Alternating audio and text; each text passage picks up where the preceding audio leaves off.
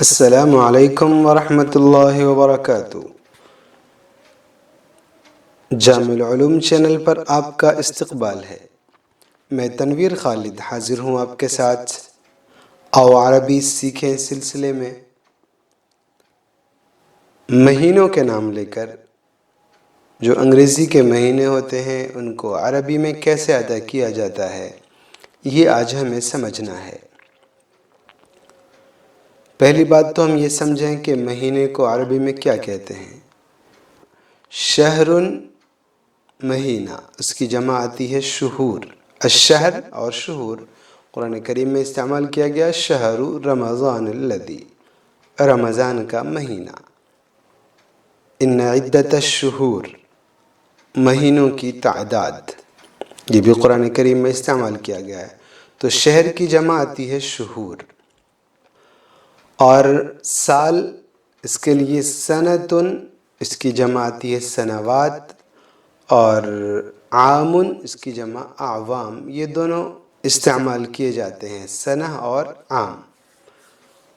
تو شہور السنہ، سال کے مہینے، شہور السنۃ الانجلیزیہ، انگریزی مہینے، انگریزی سال کے مہینے، یا شہور السنۃ المیلادیہ، عیسوی سال کے مہینے۔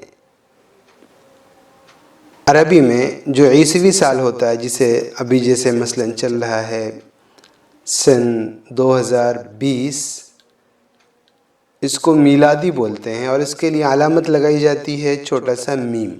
جیسے اردو میں حمزہ نما عین ہوتا ہے، ایسے ہی عربی میں میم ہوتا ہے میلادی۔ یہ میلاد مطلب میلاد عیسوی، حضرت عیسیٰ علیہ السلام کی پیدائش سے، چونکہ وہ تاریخ شروع ہوئی ہے اس کی طرف منسوب ہے، اس لیے اسے میلادی کہتے ہیں۔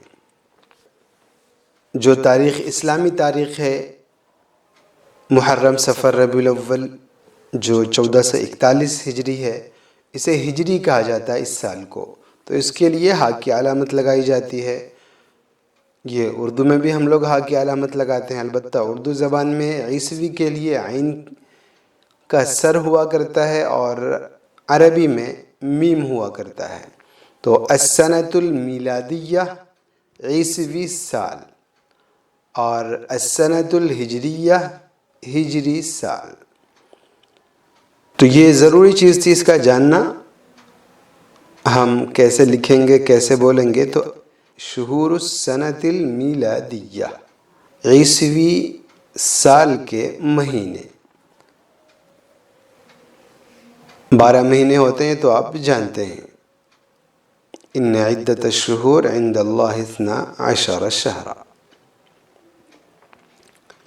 ان 12 مہینوں میں عام طور سے بہت آسان سے الفاظ ہیں، ان کا ترجمہ جو کیا گیا ہے عربی میں ملتے جلتے سے الفاظ ہیں، البتہ کچھ وہ بھی ہیں جو غیر مستعمل ہے لیکن کہیں کہیں لکھے ہوئے مل جاتے ہیں، خاص طور سے پرانی کتابوں کے اندر۔ اس لیے میں نے اس بات کا التزام کیا ہے کہ جو بھی نئے پرانے سے الفاظ ہیں عربی کے مہینوں کے لیے، ان ساروں کو جمع کرنے کی کوشش کی ہے۔ آپ یہ کر لیں کہ جو آسان لگے آپ انہیں یاد کر لیں، آپ انہیں سمجھ لیں۔ تو آئیے اب ہم شروع کرتے ہیں۔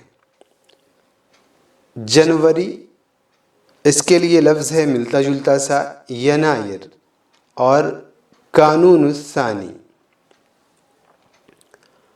فروری، اس کا ملتا جلتا سا لفظ فبرائر، اور شباط بھی اسے کہا جاتا ہے۔ مارچ، مارس، یہ اس سے ملتا جلتا سا ہو گیا، اور آذار، یہ بھی مارچ کو ہی کہا جاتا ہے۔ اپریل کو ابریل بولتے ہیں، یہ اس سے ملتا جلتا ہو گیا اپریل سے، کہ پا کو با سے بدل دیا اور باقی ویسے رہ گیا۔ اور اپریل کو نیسان بھی کہا جاتا ہے۔ مئی، اس سے ملتا جلتا سا لفظ جو ہے وہ مایو، اور ایار بھی کہا جاتا ہے مئی کو۔ جون، اس کے لیے استعمال کرتے ہیں عربی زبان میں یونیو، واو آخر میں، اور یونیہ بھی کبھی کبھی بولتے ہیں، اور حزیران بھی آتا ہے اس کے لیے۔ جولائی، اس کے لیے یولیو، اور ایسے ہی یولیہ بھی واو کی جگہ پر ہا، اور تموز بھی۔ اگست، اس سے ملتا جلتا سا لفظ اغسطس، اور آپ بھی اسے بولتے ہیں۔ ستمبر، اس سے ملتا جلتا سا لفظ ہے سبتمبر، جو سپٹمبر ہے اسی سے بنا دیا اس کو سبتمبر۔ اور ایلول، اکتوبر، یہ انگلش میں اکتوبر ہے، اس وجہ سے اکتوبر، عربی میں اکتوبر کے لیے اکتوبر۔ اور تشرین الاول، نومبر، اسے بھی انگلش سے بنایا گیا ہے نوفمبر سے نوفمبر، اور اس کا دوسرا نام تشرین الثانی بھی ہے۔ دسمبر، اس کے لیے دیسمبر، اور اس کا دوسرا نام کانون الاول بھی ہے۔ جنوری میں تھا بالکل شروع میں کانون الثانی، اور دسمبر میں ہے کانون الاول، یعنی آپ الٹا کر لیں، یہاں سے شروع کریں ہم۔ یہ عیسوی مہینوں کا عربی میں کیسے استعمال کیا جاتا ہے یہ آج ہم نے سیکھا۔ انشاءاللہ اگلے سبق میں ہم حاضر ہوں گے آپ کے سامنے عربی مہینوں کے نام لے کر۔ اس سبق سے متعلق تصویر